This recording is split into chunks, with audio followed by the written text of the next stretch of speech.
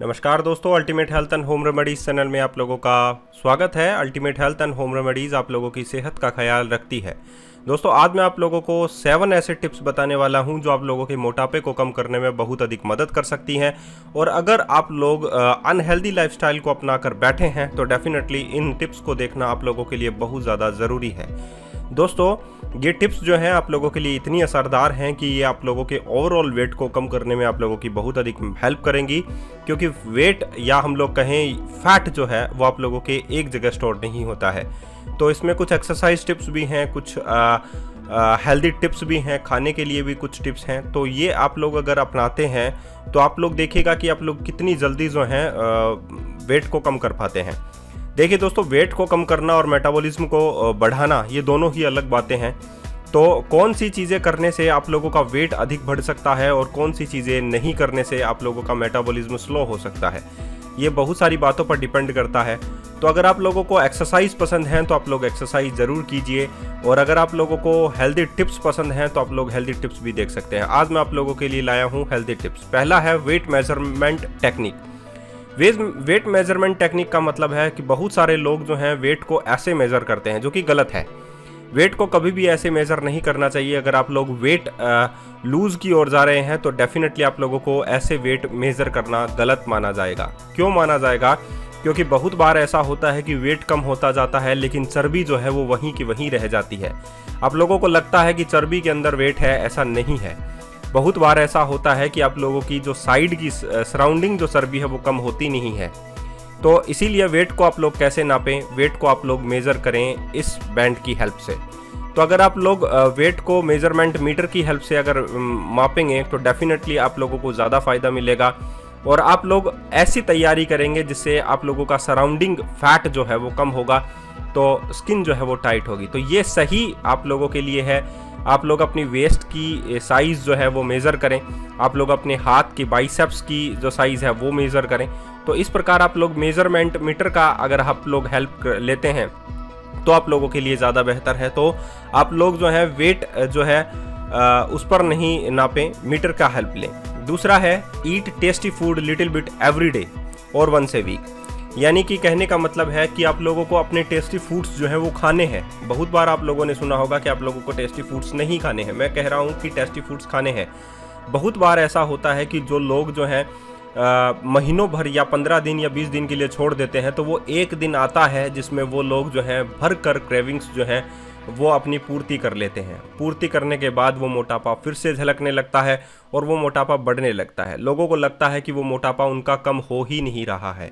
आप लोग सोचिए, अगर आप लोग 5 दिन या 10 दिन के लिए जो आप लोग चाहते हैं, जो टेस्टी आप लोगों को लगता है, अगर आप वो छोड़ देते हैं तो आप लोगों को जब भी वो चीज़ें मिलती हैं तो आप लोग पेट भरकर खाना पसंद करते हैं।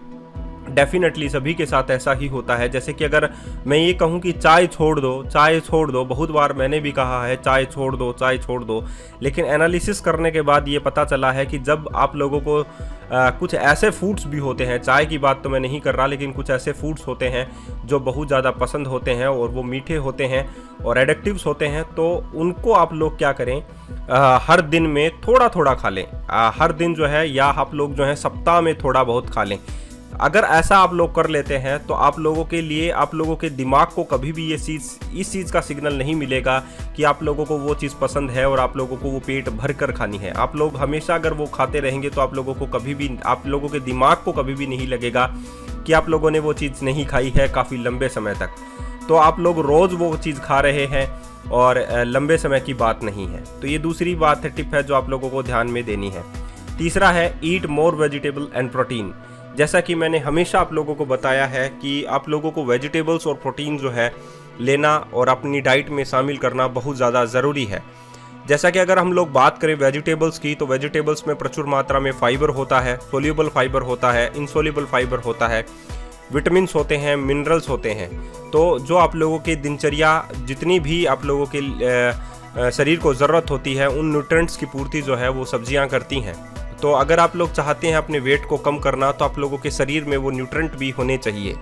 कम कैलोरी वाले आहारों का आप लोग इस्तेमाल करके अपने वेट को जल्दी कम कर सकते हैं, ये तो डेफिनेटली पता है। तो इसीलिए आप लोग जो है वेजिटेबल्स पर ज़्यादा ध्यान दे सकते हैं। अगर आप लोग वेजिटेबल्स पर ध्यान देते हैं तो साथ ही आप लोग प्रोटीन पर भी ध्यान दीजिए, क्योंकि प्रोटीन जो है आप लोगों को प्लांट बेस्ड फूड से आसानी से मिल जाता है। बहुत बार जो है प्लांट बेस्ड फूड से नहीं मिलता है, तो आप लोगों को बीजों का सहारा लेना पड़ता है, जैसे कि चिया सीड्स हैं, हेम्प सीड्स हैं, या आप लोग कहें कि चिकपीज़ हैं। ये बहुत सारे सीड्स ऐसे हैं जिनका सहारा लेकर आप लोग जो है प्रोटीन की पूर्ति कर सकते हैं। खासकर आप लोग पीनट बटर का इस्तेमाल कर सकते हैं।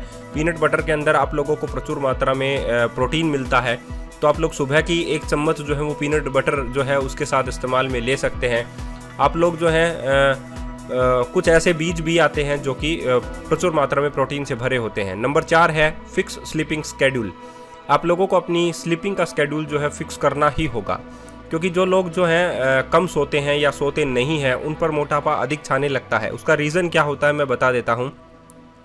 जब आप लोग सोते नहीं हैं तो आप लोगों का स्ट्रेस हार्मोन जो है वो बढ़ने लगता है। अगर आप लोगों का स्ट्रेस हार्मोन बढ़ेगा तो डेफिनेटली आप लोगों का हंगर हार्मोन भी बढ़ेगा, और अगर आप लोगों का हंगर हार्मोन बढ़ेगा तो क्रेविंग्स बढ़ेंगी, क्रेविंग्स बढ़ेगा, फैट बढ़ेगा, मोटापा बढ़ेगा।